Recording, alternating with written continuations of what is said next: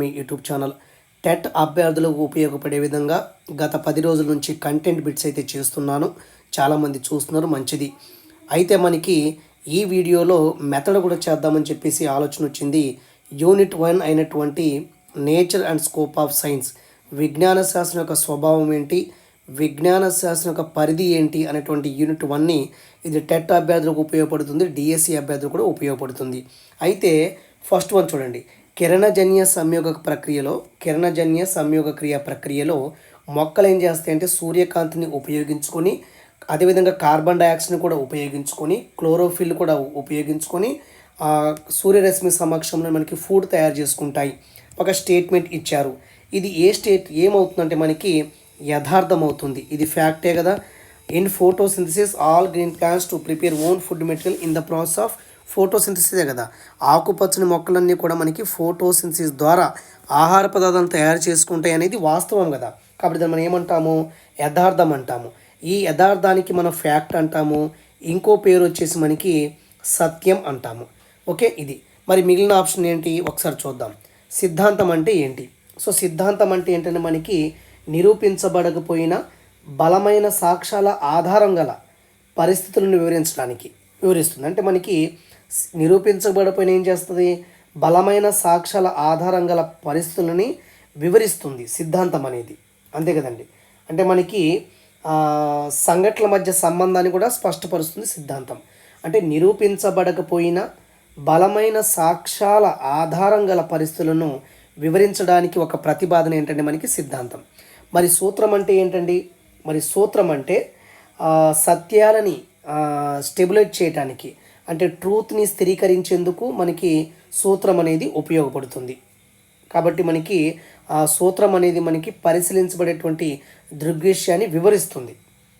రెండు యథార్థాల లేదా వస్తువుల మధ్య ఉన్నటువంటి సాధారణ సంబంధాన్ని వివరించేది మనకి సూత్రం అవుతుంది. కాబట్టి సత్యాలను లేదా యథార్థాలను స్థిరీకరించేందుకు ఈ సూత్రం అనేది ఉపయోగపడుతుంది. మరి నియమం అంటే ఏంటండి? నియమం అంటే క్రమంగా ఏర్పడేటువంటి సంఘటన యొక్క వర్ణనే మనం నియమం అని చెప్పడం జరుగుతుంది. కాబట్టి ఫస్ట్ బిట్లో మనకి కిరణజన్య సంయోగ క్రియ ప్రక్రియలో మొక్కలు అనేవి సూర్యకాంతిని ఉపయోగించుకొని కార్బన్ డయాక్సైడ్ కూడా ఉపయోగించుకొని ఆహార పదార్థాలను తయారు చేసుకుంటాయి అనేది ఒక ఫ్యాక్ట్, అది ఒక యథార్థం. ఆన్సర్ అనేది 1 అవుతుంది. రెండోది, ఇది గత డిఎస్సి ఎగ్జామ్లో అడిగిన క్వశ్చన్ ఇది. తర్వాత రెండోది చూడండి, ఆయుర్వేద వైద్య వ్యవస్థ యొక్క ముఖ్య ఉద్దేశం ఏంటి? సో నెక్స్ట్ ఆయుర్వేద వైద్య వ్యవస్థ యొక్క ముఖ్య ఉద్దేశం ఏంది? ఎందుకు ఆయుర్వేద వైద్య వ్యవస్థ ఉంది అంటే 4 ఆప్షన్ ఇక్కడ ఇచ్చారు. సో వ్యాధిని మాత్రమే నయం చేయటం కాదు, తక్షణ ఉపశమనాన్ని ఉపయోగించడం ఇవ్వటం కాదు, నివారణ మార్గాల్ని సూచించడం కాదు. సో మనకి ఆన్సర్ ఏమవుతుందంటే మనకి ఇక్కడ 1 మినిట్. సో ఆన్సర్ ఏమవుతుందంటే మనకి అనారోగ్య కారణాలు తొలగించడం అనేది ఆన్సర్ అవుతుంది. ఓకే, నెక్స్ట్ ఏమంటున్నానంటే మనకి బయాలజీ విభాగమైనటువంటి ఇటియాలజీ ఈ అంశానికి సంబంధించింది అన్నాడు. ఇక్కడ ఇటియాలజీ అండి, ఇక్తియాలజీ కాదు. ఇక్తియాలజీ అంటే మనకి ఏమవుతుంది? ఇక్తియాలజీ అంటే మనకి చేపల గురించి అధ్యయనం మనం. ఓకేనండి. అదే మనకి పుష్పాల గురించి అంటే మనకి ఆంథాలజీ అవుతుంది పుష్పాల గురించి. రక్తం గురించి మనకి హెమటాలజీ అవుతుంది. తెలుసు కదా మీకు, హెమటాలజీ అవుతుంది. హిమటాలజీ రక్తం గురించి. మరి ఇటియాలజీ అనేది మనకి ఇంగ్లీష్లో ఎప్పుడు గుర్తుపెట్టుకోవాలి మనం? ఇటియాలజీ అనేది గుర్తుపెట్టుకోవాలి. సో మనకి ఇటియాలజీ అంటే మనకి వ్యాధి కారణాలని అధ్యయనం చేస్తే దాన్ని మనం ఇటియాలజీ అని చెప్పడం జరుగుతుంది. కాబట్టి జీవశాస్త్ర విభాగమైనటువంటి ఇటియాలజీ ఈ అంశానికి సంబంధించింది. అంటే వ్యాధి కారణాల గురించి అధ్యయనం చేయటాన్ని మనం ఇటియాలజీ అంటాము. ఓకే, ఇప్పుడు మనకి జీర్ణ క్రియ ప్రక్రియ ఒక జీవశాస్త్ర ఉపాధ్యాయుడు బోధిస్తున్నారు. అయితే అక్కడ ఎంజైమ్లు వచ్చాయి. మరి ఎంజైమ్ యొక్క పాత్ర అనేటువంటి లెసన్ని బోధించడానికి ఉపాధ్యాయుడు ఎంజైమ్ల పాత్ర అనేటువంటి టాపిక్ని బోధించడానికి బయాలజికల్ సైన్స్ టీచర్ ఏ సబ్జెక్ట్ యొక్క హెల్ప్ తీసుకుంటాడంటే ఇక్కడ మనకి 4th ఆప్షన్ ఏం తీసుకుంటాడంటే ఫిజిక్స్ తీసుకోడు.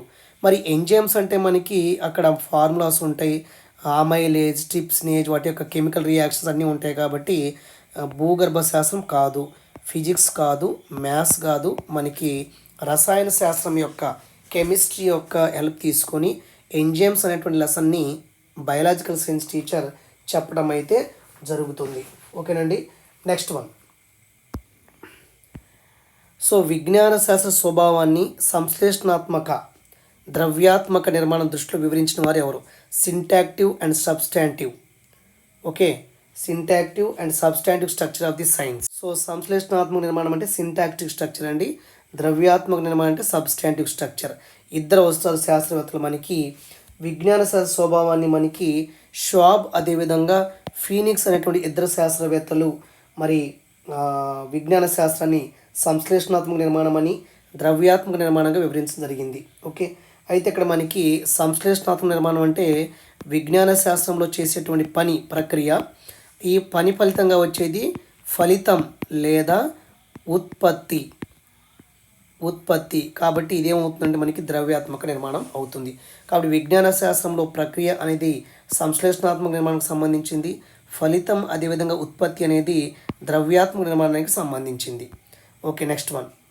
జీవశాస్త్ర ఉపాధ్యాయునికి ఈ సబ్జెక్టుల పరిజ్ఞానం అంటే శ్వాసక్రియ అనేటువంటి టాపిక్ని బోధించడానికి బయాలజికల్ సైన్స్ టీచరు ఏ సబ్జెక్టు అంటే ఏ సబ్జెక్టులకు సహాయం తీసుకుంటారంటే ఖచ్చితంగా మ్యాథ్స్ ఉంటుంది, అక్కడ శ్వాసక్రియ ఎంత జరిగింది ఏంటని చెప్పేసి ఉంటుంది, కెమిస్ట్రీ ఉంటుంది, ఫిజిక్స్ ఉంటుంది.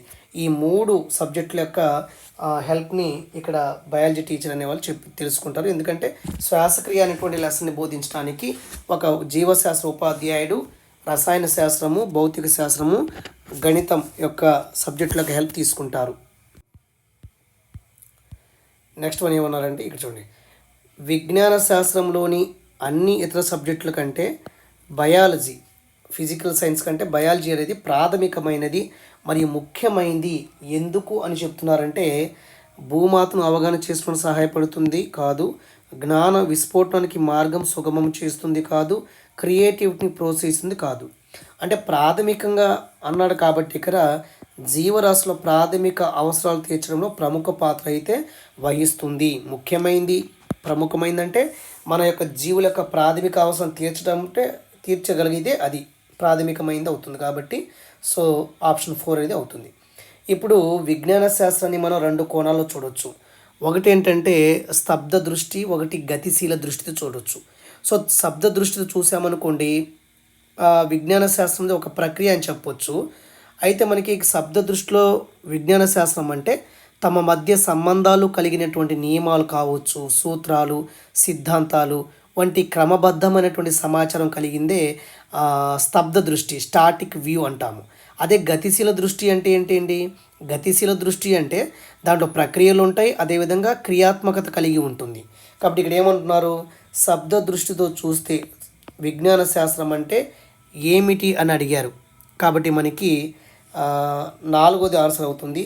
తమ మధ్య సంబంధాలు కలిగినటువంటి సూత్రాలు, నియమాలు, సిద్ధాంతాలు వంటి క్రమబద్ధమైనటువంటి సమాచారం కలిగింది సైన్స్ యొక్క స్తబ్ద దృష్టి. ఓకే, ఒక క్రియాత్మకత అంటే అది ఏ దృష్టి అవుతుందంటే మనకి శబ్ద దృష్టి కాదు, గతిశీల దృష్టి అయితే అవుతుంది. ఓకే, ఇక్కడ ఏమన్నారంటే ఓకే శబ్ద దృష్టిలో విజ్ఞాన శాస్త్రం అంటే 4th ఆప్షన్ అవుతుంది. సో బయాలజీ యొక్క సంశ్లేషణాత్మక నిర్మాణానికి చెందనిది ఏంటని అడిగాడు. సో చెందనిది ముందు సంశ్లేషణాత్మక నిర్మాణంలో ఏ అంశాలు ఉంటాయనేది చూస్తే మనకి కానిది ఏంటి అనేటువంటి అంశం అయితే మనకు తెలుస్తుంది. అయితే ఇక్కడ చూడండి, సంశ్లేషణాత్మక నిర్మాణానికి చెందనిది ఏంటంటే యాక్చువల్గా ఇక్కడ చూడండి, అసలు సంశ్లేషణాత్మక నిర్మాణానికి చెందింది ఏంటి? ప్రక్రియలు ఉంటాయి, ఇది సంశ్లేషణాత్మక నిర్మాణము. పద్ధతులు ఉంటాయి, ఇది సంశ్లేషణాత్మక నిర్మాణము. అదేవిధంగా వైఖరులు ఉంటాయి. ఈ 3 కూడా సైన్స్ యొక్క సింటాక్టివ్ స్ట్రక్చర్ అంటే సంశ్లేషణాత్మక నిర్మాణం. కానిది ఏంటంటే భావనలు. ఈ భావనలు అనేవి మనకి ద్రవ్యాత్మక నిర్మాణానికి సంబంధించింది. కాబట్టి జీవశాస్త్ర సంశ్లేషణాత్మక నిర్మాణానికి చెందనిది ఏంటంటే భావనలు. ఇది సైన్స్ యొక్క సంశ్లేషణాత్మక నిర్మాణం కాదు, ఇది ద్రవ్యాత్మక నిర్మాణం అవుతుంది. ఈ 3 పద్ధతులు కావచ్చు, వైఖరులు, ప్రక్రియలు ఇవన్నీ కూడా సైన్స్ యొక్క సంశ్లేషణాత్మక నిర్మాణము, గుర్తుపెట్టుకోండి. తర్వాత జంతువులను విచ్ఛేదనం చేసి, జంతువులను డిసెక్షన్ చేసి వాటి యొక్క అంతర్భాగాలని చూపించిన వారు శాస్త్రవేత్త ఎవరంటే మనకి గాలెన్ లేదా గేలెన్ అవుతారు. గాలెన్ అవుతారు ఆన్సర్. అదేవిధంగా అరిస్టాటిల్ కాదు, థియోపాస్టస్ కాదు. సో బాటనీకి ద ఫాదర్ ఆఫ్ బాటనీ ఎవరంటే థియోపాస్టస్ అవుతారు. ద ఫాదర్ ఆఫ్ బయాలజీ అంటే మనకి అరిస్టాటిల్ అవుతారు. కాబట్టి పదో ఆన్సర్ వచ్చేసి మనకి గేలెన్ అవుతుంది. ఓకే. మొక్కల్లో నీటి ప్రసరణ అనేటువంటి పాఠ్యాంశంలో జీవశాస్త్రంతో సంబంధం కలిగింది ఏంటి? సో మొక్కల్లో నీటి ప్రసరణ మనం బోధిస్తున్నాము, ఈ టీచింగ్ చేస్తున్నాము. మరి దీనికి మనం చెప్పాలంటే ఏం కావాలంటే అక్కడ మనకి కొన్ని ఫిజిక్స్ లా అవసరం అవుతాయి, కొన్ని ఫిజియలాజికల్ ధర్మాలు కూడా అవసరం అవుతాయి. కాబట్టి ఫిజియాలజీ అదేవిధంగా ఫిజిక్స్ ఇవి రెండు కూడా మనకి ఆ లెసన్ చెప్పడానికి ఉపయోగపడుతుంది. ఓకే. మన రాష్ట్ర సెకండరీ పాఠశాల జీవశాస్త్ర సిలబస్లో లోపించినటువంటి బయాలజీ బ్రాంచ్ ఏంటి? సో కణజీవ శాస్త్రం ఉంటుంది సిలబస్లో, శరీర నిర్మాణ శాస్త్రం ఉంటుంది, పరిణామ శాస్త్రం ఉండదు, పిండోత్పత్తి శాస్త్రం ఉంటుంది. కాబట్టి ఆన్సర్ వచ్చేసి మనకి పరిణామ శాస్త్రం అనేది మనకి జీవశాస్త్ర సిలబస్లో ఉండదు సెకండరీ స్కూల్స్లో. ఈ మూడు మిగతా ఈ మూడు ఉంటాయి. కాబట్టి ఆన్సర్ వచ్చేసి మనకి 1 అయితే అవుతుంది, 12th 1. సో నెక్స్ట్ వన్ మనకి చాలా ఇంపార్టెంట్ బిట్ అండి. ఇది డిఎస్సి 2004లో ఇచ్చారు. ప్రతి డిఎస్సిలో కూడా అడుగుతున్నారు ఇది. American association 1 minute. American association for the advancement of science ప్రకారము మరి దీని యొక్క నిర్వచనం ఏం చెప్పింది సైన్స్ గురించి అంటే మనకి ఒకటే దీనికి పాయింట్ నిరంతర పరిశీలన ఉండాలి. ఇది ఆప్షన్ 2 అవుతుందండి. నిరంతర పరిశీలన, ప్రయోగము, అన్వయము, నిరూపణల ద్వారా మనం ఏం చేయాలంటే మన గురించి అదేవిధంగా విశ్వాన్ని గురించి అవగాహన పెంచుకొని సక్రమంగా సరిదిద్దుకునే ప్రక్రియే సైన్స్ అని చెప్తుంది American association of the advancement of the science ప్రకారము. ఇది ఆన్సర్ అవుతుంది. మరి ఇదేంటి? ఫస్ట్ వన్ ఏంటి? ప్రయోగాలు పరిశీలన నుంచి వృద్ధి పొంది తరువాతి ప్రయోగాత్మక పరీక్షలు పరిశీలనకు ఫలితాన్ని ఇస్తూ తమ మధ్య ఉన్నటువంటి పరస్పర సంబంధం కల భావన పథకాల శ్రేణుల సైన్స్ అని చెప్పింది ఎవరు? జేమ్స్ బి కోనాట్ డెఫినేషన్ అవుతుంది ఇది కాదు. సో ప్రయోగాల పరిశీలన కలిగిన విజ్ఞానం కాదు, క్రమబద్ధం చేసిన వ్యవస్థీకరించిన జ్ఞానం కాదు. సో ఆప్షన్ 2 అనేది అవుతుంది. సో నిర్మాణంలో ఉన్న భవనంతో సైన్స్ యొక్క నిర్మాణాన్ని పోల్చింది ఎవరు? జేమ్స్ బి కోనాట్ కాదు, కార్ల్ పియర్సన్ కాదు, రిచర్డ్సన్స్ కాదు, హెన్రీ పాయింకెర్ అదేవిధంగా R C Sharma. 14th bit. Okay. Next సాధారణీకరించబడినటువంటి ఊహ లేక ఆలోచన ఏంటి అని అడిగారు బిట్టు. సాధారణీకరించబడినటువంటి ఊహ లేదా ఆలోచన ఏంటంటే మనకి భావన అయితే అవుతుంది, కాన్సెప్ట్ అయితే అవుతుంది. యథార్థం కాదు, సూత్రం కాదు, సిద్ధాంతం కాదు. సో జనరలైజ్ చేయబడినటువంటి ఊహ లేదా ఆలోచన మనకి కాన్సెప్ట్ అని చెప్పవచ్చు, భావన అని చెప్పవచ్చు. ఓకే. తర్వాత సో విజ్ఞాన శాస్త్రం లక్షణం కానిది ఇది చాలా ఉంటాయండి. విజ్ఞాన శాస్త్రం యొక్క లక్షణాలు చాలా అయితే ఉంటాయి. విజ్ఞాన శాస్త్రం ఒక ప్రక్రియ. ఓకే. ఇది సైన్స్ యొక్క లక్షణము. విజ్ఞాన శాస్త్రం అనేది సంచిత జ్ఞానం. ఓకే. విజ్ఞాన శాస్త్రం శాస్త్రీయ వైఖరిని డెవలప్మెంట్ చేస్తుంది. మరి విజ్ఞాన శాస్త్రం లక్షణం కానిది ఏంటంటే ఆన్సర్ అయితే ఇది అవుతుంది. అంటే విజ్ఞాన శాస్త్ర విషయాలను ప్రయోగాత్మకంగా నిరూపిస్తుంది. కానీ ఇక్కడ ఏమిచ్చాడు? నిరూపించలేమి ఇచ్చాడు. కాబట్టి ఇది కాదు. కాబట్టి యాక్చువల్గా 3 విజ్ఞాన శాస్త్రం ఒక ప్రక్రియ, విజ్ఞాన శాస్త్రం సంచిత జ్ఞానము, విజ్ఞాన శాస్త్రం శాస్త్రీయ వైఖరిని పెంపొందిస్తుంది, ఇంకా మనకి విజ్ఞాన శాస్త్రం యొక్క శాస్త్రీయ జ్ఞానం మాపనానికి అనువుగా ఉంటుంది, విజ్ఞాన శాస్త్రం అనేది పరిశ్రమలు అదేవిధంగా ప్రయోగాలపై ఆధారపడి ఉంటుంది, ఇది ఒక సంచితమైనది. ఇలా చాలా రకరకాలు ఉంటాయి అన్నమాట. మనకి ఈ శాస్త్రీయ ప్రకటనలు క్రమబద్ధంగా ఉంటాయి. ఇవన్నీ కూడా మనకి సైన్స్ యొక్క క్యారెక్టర్సే. కానిది ఏంటంటే విజ్ఞాన శాస్త్ర విషయాలను ప్రయోగాత్మకంగా నిరూపించలేము, కానీ నిరూపిస్తాము, కానీ ఇవ్వాలి. ఇది ఆన్సర్ రాంగ్ అనమాట. 3 కరెక్ట్. శాస్త్రవేత్తలు గతిశీల దృష్టికోణంలో చూస్తే ఈ విజ్ఞాన శాస్త్రం అనేది గతిశీల దృష్టితో చూస్తే ఈ విజ్ఞాన శాస్త్రం అనేది క్రియాత్మకత అవుతుంది. ఓకేనండి, క్రియాత్మకత అవుతుంది. ఆన్సర్ ఇది అవుతుంది. సూత్రాలు, నియమాలు, సిద్ధాంతాలు అనేవి స్టాటిక్ వ్యూతో చూస్తే అంటే మనకి శబ్ద దృష్టితో చూస్తే అవి వస్తాయి. కానీ గతిశీల దృష్టితో చూస్తే మనకి సైన్స్ అనేది ఒక యాక్టివిటీ బేస్డ్ క్రియాత్మకత అవుతుంది. నెక్స్ట్ వన్ ఏంటి? జీవులలో వివిధ నెక్స్ట్ బిట్ చూడండి మా ఫ్రెండ్స్. జీవులలో వివిధ అవయవాల కణజాలాలు, వాటి అంతర్గత నిర్వహణ, టిష్యూస్, ఆర్గాన్స్ యొక్క టిష్యూస్, వాటి అంతర్గత నిర్వహణ గురించి వివరించే శాస్త్రము ఏమవుతుంది మనకి? కణాలు కాదు, ఒక్క నిమిషం. ఒక్క నిమిషం అండి, పెన్ పని ఓకే. సో కణశాస్త్రం అది కాదు, మార్ఫాలజీ కాదు, శరీర ధర్మశాస్త్రం కాదు, కాబట్టి అంతర్నిర్మాణ శాస్త్రం అవుతుంది ఆన్సర్. ఓకే. తర్వాత మనకి 19th బిట్ ముందే ఆన్సర్ ఇచ్చి తర్వాత క్వశ్చన్ ఇచ్చారు చూడండి. 19th బిట్ ఏమన్నారంటే ఇక్కడ చూడండి. 19th పైన పేర్కొన్న వాటిలో విజ్ఞాన శాస్త్ర ఉత్పత్తులు అన్నారు. విజ్ఞాన శాస్త్ర ఉత్పత్తులు అంటే అది ద్రవ్యాత్మక నిర్మాణం అవుతుంది, సైన్స్ యొక్క ద్రవ్యాత్మక నిర్మాణం అవుతుంది, గుర్తుపెట్టుకోండి. కాబట్టి సైన్స్ యొక్క ద్రవ్యాత్మక నిర్మాణంలో ఉన్నటువంటి అంశాలు ఏంటని చెప్పేసి ఇక్కడ అడిగాడు, ఒకసారి చూడండి. సో ఇక్కడ చూడండి, మనకి ఫస్ట్ సాధారణీకరణాలు, భావనలు, నియమాలు. ఓకే, సాధారణీకరణాలు, భావ నియమాలు. అదేవిధంగా మనకి ఇది అవుతుందండి. సైన్స్ యొక్క ద్రవ్యాత్మక నిర్మాణంలో మనకి భావనలు ఉంటాయి, నియమాలు ఉంటాయి, సాధారణీకరణలు ఉంటాయి. తర్వాత భావనలు ఉంటాయి, నియమాలు ఉంటాయి, సిద్ధాంతాలు ఉంటాయి. ఈ రెండు అవుతాయి. తర్వాత భావనలు, నియమాలు ఉంటాయి, కానీ పద్ధతులు ఉండవు. మరి పద్ధతులు అనేవి ఇదేంటి? అది సైన్స్ యొక్క సంశ్లేషణాత్మక నిర్మాణం అవుతుంది. అది సైన్స్ యొక్క సంశ్లేషణాత్మక నిర్మాణం, అది సింటాక్టిక్ స్ట్రక్చర్ అంటాము. తర్వాత మనకి సాధారణీకరణాలు అంటే ఇదేమో ద్రవ్యాత్మక నిర్మాణము. పద్ధతులు అని వచ్చిందనుకోండి, పద్ధతులు ప్రక్రియలు రెండు వచ్చాయి అనుకోండి, ఈ రెండేమో సైన్స్ యొక్క సంశ్లేషణాత్మక నిర్మాణము, సాధారణీకరణం అనేది ద్రవ్యాత్మకం. కాబట్టి పైన పేర్కొన్న వాటిలో విజ్ఞాన శాస్త్రం యొక్క ఉత్పత్తులు అంటే ద్రవ్యాత్మక నిర్మాణం అంటే ఏంటంటే ఆప్షన్ 1 అవుతుంది. 1, 2 మాత్రమే. ఒకటి ఏంటని చెప్పి చూడండి, సాధారణీకరణాలు, భావనలు, నియమాలు, జనరలైజేషన్, కాన్సెప్ట్, లాస్. అదేవిధంగా మనకి కాన్సెప్ట్స్, లాస్, థీరీస్ ఉంటాయి. ఇవి రెండే answers. Okay. Next one, Henry Poincare అదేవిధంగా ఆర్సి శర్మల ప్రకారము విజ్ఞాన శాస్త్రం యొక్క పునాదులు ఏంటి? సాధారణంగా మనకి విజ్ఞాన శాస్త్రం యొక్క పునాదులు, ఇది అర్థం కావాలంటే మీకు చిన్న ఇది ఇలా చెప్తాను చూడండి. అసలు మనకి సైన్స్ యొక్క స్ట్రక్చర్ని నిర్మాణంలో ఉన్నటువంటి భవనంతో పోల్చింది హెన్రీ పాయింకర్, తర్వాత ఆర్సి శర్మ ఇద్దరు. దీంట్లో మనకి పునాది ఉంటుంది కదా, ఒక బిల్డింగ్కి పునాది ఉంటుందండి. చాలా సందర్భాలు చెప్పాను. ఓకే, పునాది ఉంటుంది. అదేవిధంగా మనకి నిలువు స్తంభాలు ఉంటాయి, నిలువు స్తంభాలు ఉంటాయి. మొత్తం రాయట్లేదు, నిలువు స్తంభాలు ఉంటాయి. అదేవిధంగా మనకి సమాంతర బీమ్స్ ఉంటాయి, సమాంతర స్తంభాలు ఉంటాయి, సమాంతర స్తంభాలు ఉంటాయి. ఇంకా మనకి రాళ్ళు, ఇటుకలు అన్నీ ఉంటాయి కదా, రాళ్ళు కానీ ఇటుకలు, ఇవన్నీ కంకర, ఇవన్నీ కూడా ఉంటాయి. అయితే మనం ఎలా పోల్చవచ్చు అంటే ఇక్కడ వేరే కలర్ వాడతాను. పునాది అనుకోండి, అసలు మనకి బిల్డింగ్కి పునాది ఇంపార్టెంట్ కాబట్టి మనకి సైన్స్ యొక్క పునాది ఏంటంటే సూత్రాలు, సామాన్యీకరణాలు. సూత్రాలు అదేవిధంగా సామాన్యీకరణాలు, సామాన్యీకరణాలు. సూత్రాలు అదేవిధంగా సామాన్యీకరణాలు అనేవి ఒక బిల్డింగ్ యొక్క పునాది అనుకోండి. నిలువు స్తంభం ఏంటంటే మనకి సైన్స్లో ఉన్నటువంటి సిద్ధాంతాలు, సిద్ధాంతాలు అనేవి నిలువు స్తంభాలు అవుతాయి.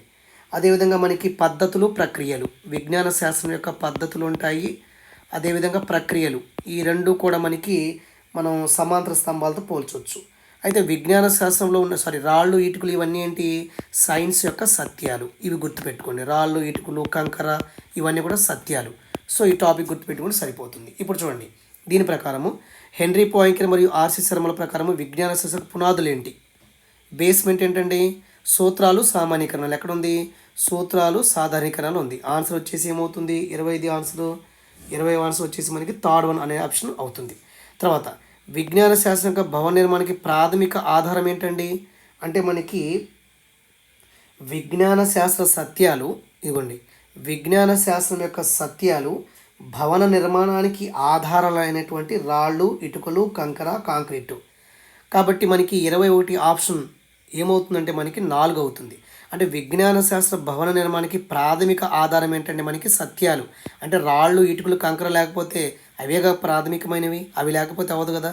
కాబట్టి విజ్ఞాన శాస్త్ర భవన నిర్మాణానికి ప్రాథమిక ఆధారాలు ఏంటంటే సత్యాలు అని చెప్పారు. అంటే కొంచెం తప్పు ఇచ్చారు ఇక్కడ, అంటే కొంచెం మాడిఫై చేయాల్సింది. అంటే విజ్ఞాన శాస్త్రంలో సత్యాలు అంటే రాళ్ళు, ఇటుకలు, కంకర అనేది ఏంటి అని అడగవచ్చు. సరే, ఏదైనప్పటికీ విజ్ఞాన శాస్త్ర భవన నిర్మాణానికి ప్రాథమిక ఆధారాలు సత్యాలు అవుతాయి. Next one, J J Schwab and ఫీనిక్స్లు విజ్ఞాన శాస్త్ర నిర్మాణం ఎలా వివరించారు? 2 రకాలుగా వివరించారు. ఒకటి సింటాక్టివ్, రెండోది సబ్స్టాంటివ్. అంటే సంశ్లేషణాత్మక నిర్మాణము, ద్రవ్యాత్మక నిర్మాణం. ఎక్కడుంది? ఫస్ట్ వన్ ఆన్సర్ అయితే అవుతుంది. ఓకే, నెక్స్ట్ ఇక్కడ చూడండి, విజ్ఞాన శాస్త్ర నిర్మాణాన్ని నిర్మాణంలో ఉన్నటువంటి భవనంతో పోల్చింది henry Poincaré and RC Sharma. సెన్షియా అనేటువంటి ఏ పదం అంటే మీకు లాటిన్ పదము. లాటిన్ భాగంలో సెన్షియా అంటే జ్ఞానం అని అర్థము. ఓకే, సెన్షియా అనే పదం ఏ భాషకు సంబంధించింది? లాటిను. ఈ సెన్షియా లేదా సిరియా అని చెప్తాము. సిరియా అనే పదానికి అర్థం ఏంటి? జ్ఞానం అని అర్థము. మరి జీవశాస్త్రం అనే పేరుని ప్రవేశపెట్టింది ఎవరంటే లామార్క్ అవుతారు. జీవశాస్త్రానికి ఆ పేరు సూచించింది లామార్కు. తర్వాత మనకి కొన్ని బుక్స్లో ట్రావెలర్స్ కూడా ఉంటారు. మ్యాక్సిమం లామార్క్ అవుతారు. ఆప్షన్లో ఏమన్నా ట్రావెలెన్స్ ఉంటే అది పెట్టండి. మరి జీవశాస్త్రం అనేటువంటి బయాలజీ అనేటువంటి పేరుని ప్రతిపాదించింది లామార్క్ అవుతారు. So next one, James B Conant ప్రకారం అంటే మనకి కీ పాయింట్ ఏంటంటే భావనలు, భావన పథకాలని అర్థం. కాబట్టి ఆప్షన్ 1 అయితే అవుతుందండి. 1 మినిట్. ఓకే, కనబడుతుంది అనుకుంటున్నాను. సో జేమ్స్ బి కోనాట్ ప్రకారము విజ్ఞాన శాస్త్ర నిర్మాణం అంటే ఎక్కడైతే ఉన్నాయి భావనలు, భావన పథకాలు ఎక్కడైతే కీవర్డ్ ఉందో అదే మనకి ఆన్సర్ అయితే అవుతుంది. మిగతా అన్నీ కావన్నమాట. తర్వాత సైన్స్ మ్యాన్ పవర్ ప్రాజెక్ట్ అని చెప్పేసి ఒక డెఫినేషన్ ఇచ్చాడు. కానీ న్యూ బుక్లో మనకి ఈ సైన్స్ మ్యాన్ పవర్ ప్రాజెక్ట్ ఇవ్వలేదు. 2023 ఏపీ బుక్లో ఏమి ఇచ్చాడంటే మనకి ఫ్రెడరిక్ ఫిడ్జ్ పాట్రిక్ ఇచ్చాడు. ఇలాగా ఇది ఇచ్చాడనమాట. సైన్స్ మ్యాన్ పవర్ ప్రాజెక్ట్ ఇవ్వలేదు. సో ఎనీవే ఏదేమైనప్పటికీ ఫెడరిక్ ఫిడ్జ్ పాట్రిక్ ప్రకారం లేదా సైన్స్ మ్యాన్ పవర్ ప్రాజెక్ట్ ప్రకారము విజ్ఞాన శాస్త్రం అంటే ఏంటి అసలు? దీంట్లో కీవర్డ్ సంచిత అంతులేని అనుభవాత్మక పరిశీలనలు. చూడండి, సంచిత అంతులేని అనుభవాత్మక పరిశీలన సమూహం మనకి సైన్స్ అని చెప్పొచ్చు. పరస్పర సంబంధం గల భావనలు, భావన పథకాలు అంటే అది జేమ్స్ బి కోనాట్ అవుతారు. ఇది కాదు. తర్వాత మనకి ప్రయోగాలు, పరిశీలన కలిగిన విజ్ఞానం కాదు. క్రమబద్ధం చేసిన జ్ఞానం అయితే కాదు. ఆప్షన్ 3 అవుతుంది. ఇందాకే చెప్పాను మీకు already henry Poincaré, RC Sharma ప్రకారము భవన నిర్మాణం నిలువు స్తంభాలు ఏంటి? ఇందాక చెప్పాను. నిలువు స్తంభాలు ఒకసారి ఆలోచించండి. నిలువు స్తంభాలు అంటే ఖచ్చితంగా ఏమవుతుందండి? సిద్ధాంతాలే అవుతాయి, థిరీస్ అవుతాయి. నిలువు స్తంభాలు 29th బిట్ చూడండి ఒకసారి, సిద్ధాంతాలు అవుతాయి. నెక్స్ట్ 30th బిట్ చూడండి. హెన్రీ పాయింకేర్ మరియు ఆర్సి శర్మల ప్రకారము భవనముల నిర్మాణంలో అడ్డు స్తంభాలు ఏంటి? అడ్డు స్తంభాలు ఏంటండి? భీమ్స్ ఏంటి? అడ్డు స్తంభాలు అంటే పద్ధతులు, ప్రక్రియలు అవుతాయి. ఆన్సర్ 4th అవుతుంది. మరి విజ్ఞాన శాస్త్ర స్వభావాన్ని సంశ్లేషణాత్మక నిర్మాణము, ద్రవ్యాత్మక నిర్మాణంగా వివరించినటువంటి సంవత్సరం ఏంటంటే మనకి 1964 అవుతుంది. 1964లో ఈ సైన్స్ యొక్క స్వభావాన్ని లేదా సైన్స్ యొక్క నిర్మాణాన్ని సబ్స్టాంటివ్ స్ట్రక్చర్, సింటాక్టివ్ స్ట్రక్చర్గా మనం సింటాక్టివ్ అదేవిధంగా సబ్స్టాంటివ్ స్ట్రక్చర్గా వివరించాము. ఇప్పుడు 1964. ఓకే, ఈ 3 కావు. నెక్స్ట్, విజ్ఞాన శాస్త్ర సంశ్లేషణాత్మక నిర్మాణంలో అంశాలు ఏంటి? సంశ్లేషణాత్మక నిర్మాణం అంటే అక్కడ పని చేయటం. అంటే ఫర్ ఎగ్జాంపుల్ ఇక్కడ భావనలు అంటే ఇది భావనలు వచ్చిందంటే ద్రవ్యాత్మక నిర్మాణం అవుతుంది. తర్వాత సిద్ధాంతాలు వచ్చింది అయితే ద్రవ్యాత్మక నిర్మాణము. తర్వాత సాధారణీకరణలు వచ్చిందంటే ద్రవ్యాత్మక నిర్మాణము. ఇంకా ఆప్షన్ ఏం మిగిలింది? పరిశీలనలు, ప్రయోగాలు మిగిలింది. అసలు యాక్చువల్గా సంశ్లేషణాత్మక నిర్మాణంలో ఏముంటాయండి?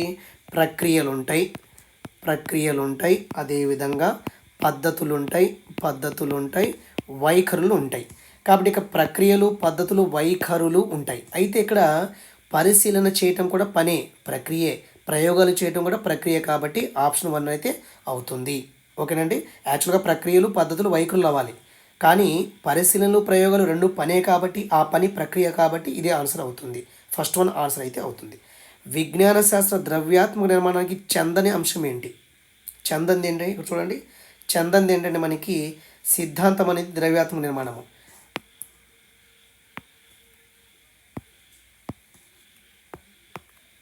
చూడండి, సిద్ధాంతం అనేది ద్రవ్యాత్మక నిర్మాణము. నియమం ఇది కూడా మా ద్రవ్యాత్మక నిర్మాణమే. సాధారణీకరణ ద్రవ్యాత్మక నిర్మాణమే. కాంతి ఏంటి? అన్వేషణ. ఆన్సర్ 3 అవుతుంది. బయాలజీ యొక్క అప్లైడ్ బ్రాంచ్ ఏంటి చెప్పండి ఒకసారి నాకు. అప్లైడ్ బ్రాంచ్ పిండోత్పత్తి శాస్త్రం అనేది బయాలజీ యొక్క మామూలు బ్రాంచే. ఆవరణ శాస్త్రం, జన్యు శాస్త్రం ఇవన్నీ కూడా ప్యూర్ బ్రాంచెస్ అవుతాయి. మరి అప్లైడ్ బ్రాంచ్ ఏంటి? అప్లైడ్ బ్రాంచ్ అంటే వైరాలజీ అవుతుంది. ఓకే, 34 3 అవుతుంది ఆన్సర్. నెక్స్ట్ 1, బయాలజీ బ్రాంచ్ కానిది అంటున్నాడు.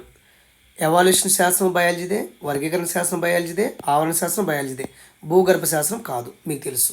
తర్వాత క్రీస్తు పూర్వము 1500 సంవత్సరంలో క్యాలెండర్ని ఎవరు కనుక్కున్నారు? ఈజిప్టియన్ల, బాబిలోనియన్ల, మెసొపటోమియన్సా, ఆంగ్లేయుల? 36 బిట్ చూడండి ఒకసారి. బాబిలోనియన్లు ఆన్సర్ అవుతుంది. క్యాలెండర్ కనుక్కుంది బాబిలోనియన్లు. ఓకే. కాలేయం నుంచి పైచెరసం బైల్ జ్యూస్ ఏర్పడుతుంది చెప్పింది లినియస్ కాదు, ఎంపిడోక్లెస్ కాదు, అరిస్టాటిల్ కాదు, హిప్పోక్రేట్స్ అవుతారు. కాలేయం నుంచి పైచెరసం ఏర్పడుతుందని చెప్పిన వారు. ఎక్కడైనా మిస్టేక్ చెప్పుంటే హడావుడిగా చేస్తున్నాం కాబట్టి ఎక్కడ మిస్టేక్ ఉంటే నాకు వాట్సాప్ నెంబర్ 9010407013కి మీరు వాట్సాప్ స్క్రీన్ షాట్ పెట్టండి, కరెక్షన్ చేస్తాను. సో నెక్స్ట్ వన్ చూడండి, 38 బిట్ చూడండి ఫ్రెండ్స్. 38 బిట్ ఏమన్నాడు? ప్రాచ్య ప్రాంతంలో భాగం కానిది ఏంటి? కొన్ని మనకి ప్రాచ్య ప్రాంతంలో కొన్ని భాగాలు ఉంటాయి, పశ్చిమ ప్రాంతానికి కొన్ని దేశాలు ఉంటాయి కాబట్టి ఇక్కడ ఇది మనకి సైన్స్ నిర్మాణంలో ఉందండి. మరి ప్రాచ్య ప్రాంతంలో భాగం ఏంటి? ఇక్కడ ఏమన్నారు చూడండి, అమెరికా కాదు. ప్రాచ్య ప్రాంతం అంటే మనకి 38 బిట్ వస్తుంది. అమెరికా కాదు, ఇంగ్లాండు, న్యూజిలాండ్ కాదు, ఆసియా అవుతుంది. ప్రాచ్య ప్రాంతంలో భాగము ఆసియా అవుతుంది. గల్ఫ్ ప్రాంతం ఇందులోని భాగంగా ఉంటుంది. గల్ఫ్ అంటే అది ప్రాచ్య ప్రాంతమే అవుతుందండి. ప్రాచ్య ప్రాంతమే గల్ఫ్ ఉంటుంది. ప్రాచ్య ప్రాంతంలోనే మనకి గల్ఫ్ అయితే ఉంటుంది. పశ్చిమ ప్రాంతానికి సంబంధించిన దేశాలు, పశ్చిమ ప్రాంతానికంటే ఇప్పుడు ఆస్ట్రేలియా, చైనా అనేది మనకి ప్రాక్ దేశము. గల్ఫ్ కూడా ప్రాక్లే, ఇక్కడ చైనా ప్రాక్లే, మిగిలింది అమెరికా, ఆస్ట్రేలియా. ఇది పశ్చిమ ప్రాంతానికి చెందినవి. సో పశ్చిమ దేశాల్లో విజ్ఞాన శాస్త్రం ఏ నాగరికతతో ప్రారంభమైందంటే ఈజిప్ట్తో ప్రారంభమైంది. 41 బిట్ వచ్చేసి మనకి ఈజిప్ట్తో ప్రారంభమైంది. ఇది ఆన్సర్ అవుతుంది. నెక్స్ట్ 4th వన్ చూడండి ఫ్రెండ్స్. కొపర్నికస్ సూర్యకేంద్ర సిద్ధాంతం, ఇది కరెక్టే. లావోయిజర్ ఆక్సిజన్, ఇది కరెక్టే. టాలమీ భూకేంద్ర సిద్ధాంతం కరెక్టే. క్షేత్రగణితం రాంగ్ అవుతుంది. మరి క్షేత్రగణితాన్ని డెవలప్ చేసింది థేల్స్ అంటాము, అదేవిధంగా పైథాగరస్ అని చెప్తాము, యూక్లిడ్ అని చెప్తాము. కాబట్టి 1, 2, 3 ఎక్కడుంది? ఇది ఆన్సర్ అవుతుంది. ఓకే. బీజగణితాన్ని అభివృద్ధి చేసిన వారు ఎవరు? చైనీయులు కాదు, భారతీయులు కాదు, జపాన్లు కాదు, అరబ్బులు. బీజగణితాన్ని అభివృద్ధి చేసింది 43 బిట్ చూడండి ఒకసారి, అరబ్బులు. ఓకే. సో ఉపవేద కాలం నుంచి నేటికి ఆమోదించబడుతున్న వైద్య శాస్త్ర శాఖలో ఒక బ్రాంచ్ ఏంటని అడిగారు. ఒక బ్రాంచ్ ఏంటంటే మనకి ప్రకృతి చికిత్స కాదు, యోగా కాదు, హోమియోపతి, అదేవిధంగా ఆయుర్వేదం. సో ఆయుర్వేదం అవుతుంది, ఇది కూడా కాదు. ఓకే. తర్వాత సిజేరియన్ ప్లాస్టిక్ సర్జరీ, చాలా ఇంపార్టెంట్ బిట్ ఇది. సిజేరియన్ ప్లాస్టిక్ సర్జరీ లాంటి నేటి అధునాతన చికిత్సలకు పూర్వకాలంలోనే ఎవరు వివరించారంటే మనకి శశ్రుతుడు.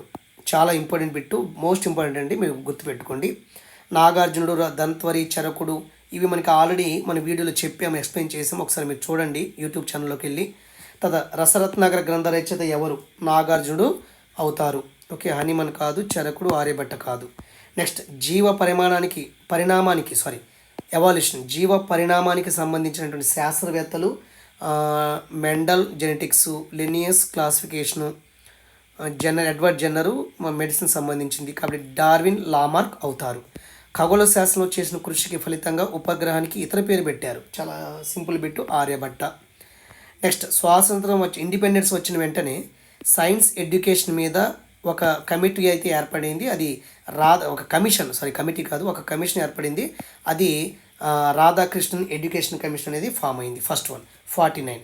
సో మీరు ఇక్కడ మీరు స్క్రీన్ షాట్ తీసుకోవచ్చు. ఇవి కీ పాయింట్స్, ఇవి అన్నీ బాగానే ఉన్నాయి, ఎక్కడ తప్పులు లేవు.